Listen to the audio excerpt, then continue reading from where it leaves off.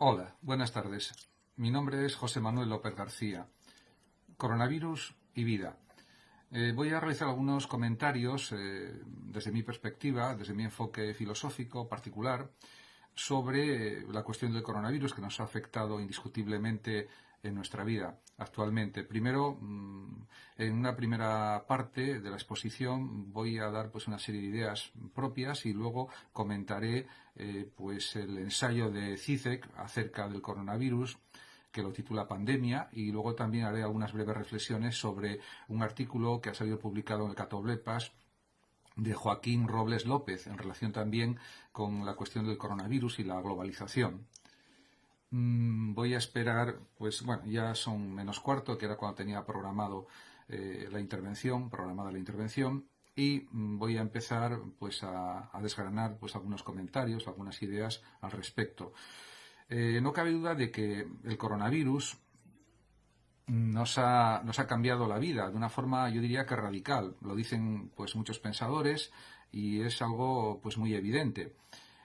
Además, todo esto que voy a comentar lo hago desde mi libertad de expresión y, por supuesto, desde una actitud de respeto hacia otras ideas, hacia otros planteamientos, conceptos, etcétera. De hecho, el filósofo esloveno Zizek dice en su ensayo de 120 páginas sobre la pandemia, dice: todos somos hoy Julian Assange, diríamos que encerrados y sin visitas. Y esto es algo completamente claro y evidente. Diríamos que era casi impensable, aunque el propio Zizek dice que ya hace pues un cierto tiempo, probablemente meses o años, el propio Zizek suponía que esto podía suceder, llegar a una situación de confinamiento como la que estamos, por motivos de salud, como es lógico, y esto pues ha sucedido realmente. En cuanto a la calidad de vida, es evidente que también se está resintiendo en ciertos aspectos muy importantes. Y también, además, hay una incertidumbre radical que no sabemos cuándo acabará, porque hay, diríamos, planteamientos especulativos, suposiciones, conjeturas. Incluso los propios científicos o expertos tampoco se ponen de acuerdo, porque tampoco hay una forma de llegar a certezas en vista de lo que está sucediendo. Incluso en la cuestión de los contagios, pues algunos enfermos contagiados que se curan pueden volver a contagiarse o contagiar a otras personas. En otros casos esto no sucede, con lo cual se está observando que existe un cierto nivel de caos bastante grande. Realmente también es evidente que la libertad de movimientos ha quedado limitada por razones de salud pública, y esto se entiende perfectamente. Pero, ¿cuál es la efectividad de estas medidas de confinamiento? De momento puede ser alta. Por ejemplo, en China el resultado fue magnífico, a pesar de que desde allí surgió este problema del coronavirus. En este sentido, pues si se tienen que reforzar las medidas de confinamiento, es lógico que esto suceda. De cualquier manera, pues todo este tipo de cuestiones relativas al aislamiento, al confinamiento, que es necesario, y eso no lo pongo en duda, pues son objeto de mucha polémica, de mucha discusión, etcétera. Además, también es verdad que existen otras posibilidades vitales a explorar, diríamos, en la situación de confinamiento. Hay más tiempo para la lectura, para la reflexión, para el pensamiento, para hacer otras actividades que anteriormente igual no se podían hacer con tanta disponibilidad temporal de tiempo, pero de todas maneras era mejor que no hubiese este confinamiento, está claro, porque no hubiera llegado el coronavirus.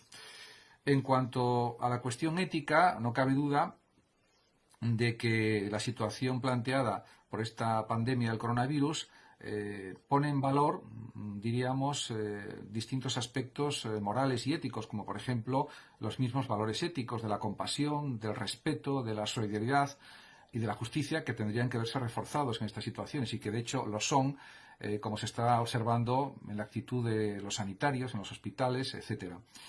Por otra parte, también es evidente que el trabajo telemático pues es una de las grandes alternativas para hacer frente de modo eficaz a esta situación de estancamiento colectivo, que esperemos que pronto sea un recuerdo, aunque yo tengo mis dudas de que sea pronto. Igual pues hay que esperar hasta el verano para poder superar esta situación de confinamiento. Tampoco lo sé, nadie lo sabe exactamente. Ese es otro de los grandes problemas y de la incertidumbre que se está creando y que continuamos en ella. En cuanto al parón económico, pues está claro que puede ser compensado por medio del Estado, con decisiones de gobierno que protejan a todos, como las que ya se están tomando, en cierto sentido. Y bueno, pues también decir que el tiempo para reflexionar parece que ha aumentado, supuestamente, porque también es verdad que ha aumentado el consumo de televisión y de radio y de Internet de forma bastante o muy considerable. Por ejemplo, el uso de Internet ha aumentado entre los jóvenes el 180% respecto a la situación anterior al confinamiento, según dicen los medios. Por otra parte, también cabe decir que a partir de ahora creo que la vida no va a ser ya igual que antes. Por supuesto, espero equivocarme y que al final volvamos a una completa normalidad y que no haya sucesivos rebrotes del coronavirus o de otro tipo de virus que vengan de cualquier parte del mundo. Esperemos que esto no suceda, pero es una hipótesis también a contemplar, que esto pueda suceder, que surjan nuevos rebrotes en los próximos meses o en los próximos años. No se sabe tampoco. Por otra parte, también hay aspectos que considerar para un cierto optimismo. Por ejemplo, enfermeros de España y Noruega probarán 4 terapias y serán unas pruebas históricas. Veremos si dan resultado y eso pues es algo pues muy positivo para dejar atrás este problema del coronavirus. En cuanto a las vacunas, como se sabe, pues se esperan para dentro de un año y es mucho tiempo de espera. Y si la situación se complica muchísimo, porque aumente considerablemente el número de personas contagiadas y esta pandemia se extienda pues a millones y millones de personas contagiadas en todo el mundo, pues la situación puede ser incluso más dramática de lo que ya es. De hecho, en España, con los datos de hoy mismo, el 28 de marzo de 2020, la cifra de muertos llega a su máximo, 832, respecto a ayer. Es un récord en las últimas 24 horas. Según dice, por ejemplo, El País. España acumula ya 5.690 fallecidos, 72.000 y pico contagiados y 40.000 y pico hospitalizados. Son cifras realmente tremendas. Por otra parte, el Gobierno, como sale también en los periódicos digitales y en los medios de comunicación, se está preparando para posibles escenarios que hagan o que obliguen a endurecer el confinamiento si la emergencia sanitaria nos remite. Y ante esto pues existen dudas. Uno de los planes que no descarta el gobierno de Sánchez es ampliar la paralización económica del país tal y como reclaman algunos presidentes autonómicos. De hecho, según dicen otros medios, de acuerdo al texto borrador adelantado por la cadena SER, solo se mantendrían abiertos 3 sectores, diríamos que primarios, que serían cultivos, pesca, ganadería, agricultura y textiles. En definitiva, ropa de trabajo, producción de químicos farmacéuticos y equipos médicos.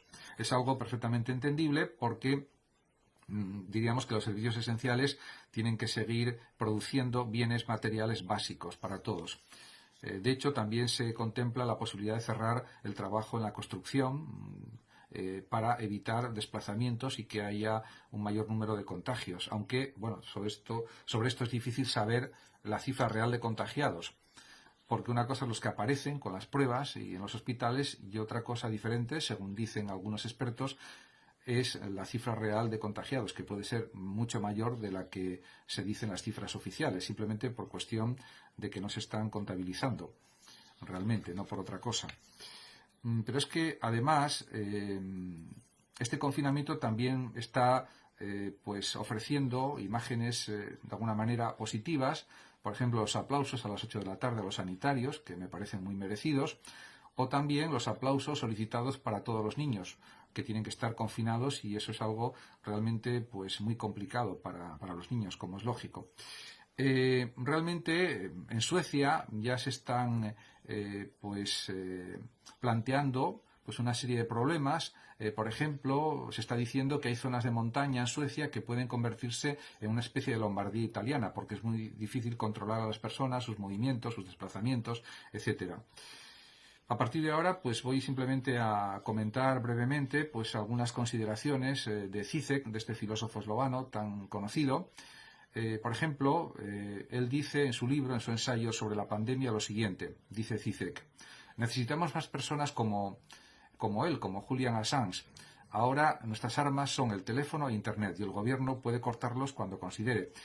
Pienso que eso no se va a hacer porque, diríamos, por ejemplo, en China, el gobierno chino tiene controlados a todos sus ciudadanos a través de Internet, a través de los ordenadores y a través de los móviles y de los teléfonos, con lo cual sería una medida contraproducente para los gobiernos, porque entonces sí que habría un posible problema de desorden público general, de saqueos, de engaños, de conflictos, creo yo, y en ese sentido, aparte que es un derecho que tenemos todos los ciudadanos a tener nuestras comunicaciones privadas, etcétera, y una libertad de expresión y de comunicación, aparte de esa cuestión primaria, también habría más problemas. De hecho, en Italia, ante la situación crítica que están viviendo con el coronavirus, en que hoy mismo han muerto 1000 personas por coronavirus en Italia, ya en algunos diarios italianos están surgiendo dudas y temores por la situación del sur de Italia y que quizás puedan llegar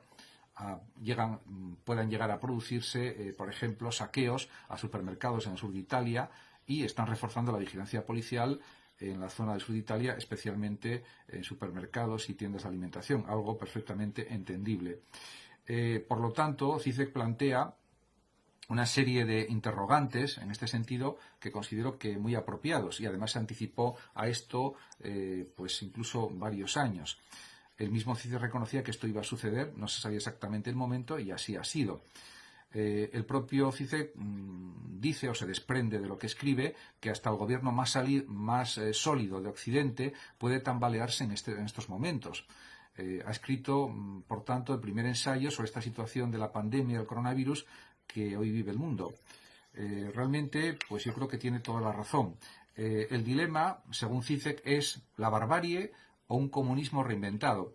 Yo en este punto no estoy tan de acuerdo con CICEC. Considero que sí, el dilema es la barbarie por una parte, eso me parece claramente evidente, pero el comunismo reinventado yo creo que podría sustituirse por una especie de renta básica o renta mínima para solucionar los problemas económicos de millones de personas que a pesar de los ERES o los ERTES pueden verse en una situación económica tremenda, de falta de liquidez, de falta de dinero. Por lo tanto, más que el dilema barbarie o comunismo reinventado, yo diría barbarie o renta básica o renta mínima garantizada para los que la necesiten, simplemente, no para todos. Las personas que sean funcionarios o que tengan unas rentas adecuadas, etcétera, no precisarán de esta renta universal mínima, podríamos decir. Yo creo que eso sería el planteamiento más racional, a mi juicio.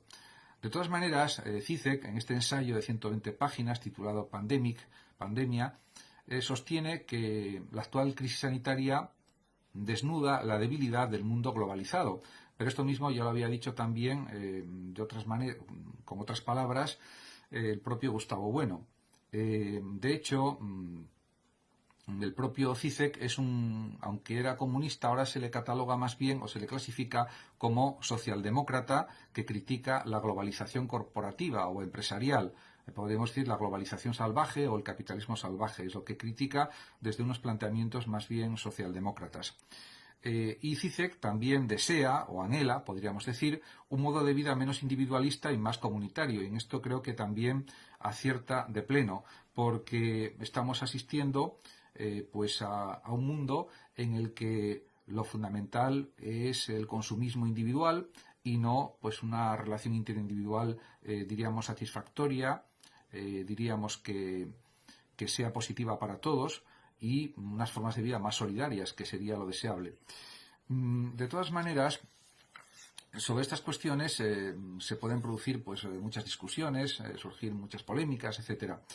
Ahora voy a comentar algunos aspectos del artículo publicado hace unos días en la revista Crítica del Presente, diríamos del materialismo filosófico de Bueno, que se llama el Catoblepas. En esta revista, en el Catoblepas, Joaquín Robles López, en su artículo titulado Coronavirus, el fin de una idea antropopaica de la globalización, plantea ideas muy interesantes. Primero, habría que explicar lo que significa el término antropopaica o antropopaico. Antropopaico significa lo propio de un rito, de un sacrificio, de una fórmula que por su carácter mágico se cree que aleja el mal o propicia el bien. Sería como un rito mágico para propiciar el bien o el mal. Este término lo utiliza Joaquín Robles, y también hay un fragmento, diríamos, que encabeza el artículo, que es un fragmento tomado de La Vuelta a la Caverna, de las páginas 349-350 del propio Gustavo Bueno, y que dice lo siguiente, escribe Bueno lo siguiente: la ideología de la globalización se nos presenta desde esta perspectiva como un característico mito apotropaico destinado a proteger del terror que habrá de desencadenarse en quienes se dejen, diríamos que, arrastrar por la contemplación de un caos que empieza a entreverse por todos lados. Repito, en quienes se dejen arrastrar por la contemplación de un caos que empieza a entreverse por todos lados. Y hay que tener en cuenta que Gustavo Bueno, el gran filósofo Gustavo Bueno, murió el 7 de agosto de 2016, y esto lo dijo pues ya hace una serie de años, y ya él era consciente de estos problemas, del caos social en el que se estaba convirtiendo el mundo, caos político, caos social, caos también por los nacionalismos, etcétera, etcétera, y el caos económico, producido en cierto sentido por la globalización. De hecho, en el propio artículo de Joaquín Robles López, la última pregunta que él plantea es muy interesante. Dice: habrá que recordar que los derechos humanos no han servido para dotar de respiradores a los ancianos que mueren solos y abandonados. Esto plantea, como él también desarrolla en su artículo, que no hay una trascendencia o no hay una divinidad que nos salve y que nos ayude ante el coronavirus, y que estamos, diríamos, aislados, solos, diríamos, dependiendo solamente de nuestras propias fuerzas, de nuestra propia energía y nada más. Por lo tanto, es una situación, en cierto sentido, desesperanzadora desde un punto de vista, por supuesto, espiritualista o religioso. Pero, por otra parte, puede sacar a flote nuestras mejores energías, y en este sentido también hay un margen para el optimismo. Por cierto, que por causa del coronavirus se ha tenido que aplazar pues los encuentros, los 25 encuentros de filosofía sobre suicidio, el infanticidio y la eutanasia. Realmente pues no ha habido más remedio, es entendible. En este sentido, lo mismo que Bueno decía, que el suicidio es una falta de firmeza, habría que decir que hay que luchar con toda nuestra energía contra el coronavirus, sin falta de firmeza, sino con toda la fuerza y toda la firmeza del mundo. Bueno, esto es lo que tenía previsto decir en esta intervención, y espero que les haya gustado. Muchas gracias por su atención. Saludos a los oyentes de Radio Sofando de México y de Hablando de Filosofía de México también, y hasta siempre. Subiré esta charla o esta intervención o esta pequeña ponencia a otros canales y a otras plataformas para el que quiera pueda verla de forma grabada, aunque haya sido realizada en directo. Muchas gracias a los que me han visto y hasta siempre.